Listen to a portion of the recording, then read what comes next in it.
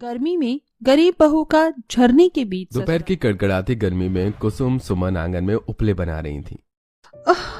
बाप रे बाप जेठानी जी, आज की ताबड़तोड़ गर्मी ने बाकी दिन के रिकॉर्ड तोड़ दिए हैं। जमीन तो जैसे आग फेंक रही है, हवा में भी थोड़ी ठंडक बन नहीं है। इतनी गर्मी में लू खाकर उपले लगाने से अच्छा तो थोड़ा मौसम ठंडा कर देता तो 3-4 बजे से शाम के उपले पात देते। कुसुम, शाम के 3-4 बजे तक धूप घटकर हल्की हो जाती है। अगर उस टाइम उपले बनाते तो सूख भी नहीं पाते, फिर शाम को खाना पीना किस पर बनाते। थोड़ा ही गोबर बचा है, जल्दी जल्दी उपले बनाकर चलकर ठंडे ठंडे पानी से नहा लेंगे तो मन हल्का हो जाएगा। इतना कहकर सुमन उपले लगाने के लिए गोबर के गोले बनाने लगती है। वहीं कुसुम भी पसीने से तर भड़कते हुए गोबर में सूखा भूसा डालकर उपले बनाती है। हाय रे मेरी फूटी किस्मत, पता नहीं कैसे घर परिवार में शादी हो गई। न ठंडी हवा, खाने के लिए एसी तो दूर की बात है, एक कूलर या टेबल फैन भी नहीं है, और ठंडा पानी पीने के लिए एक फ्रिज भी नहीं लगा रखा जो गर्मी में थोड़ा ठंडा पानी पीकर प्यास बुझा सके। थोड़ी सी बर्फ के लिए भी पड़ोसियों के यहाँ जाना पड़ता है।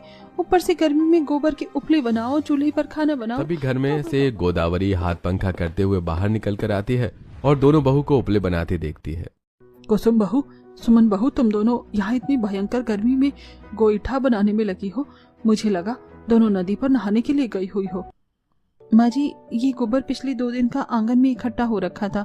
अगर आज उपले नहीं बनाते तो गोबर में सड़कर बदबू आ जाती, और हम सुबह ही नदी में नहाने धोने के लिए पानी लेकर आए थे।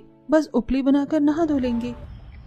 बहू, घर के भीतर तो किसी भी बाल्टी डब्बे में एक बूंद भी पानी नहीं भरा है।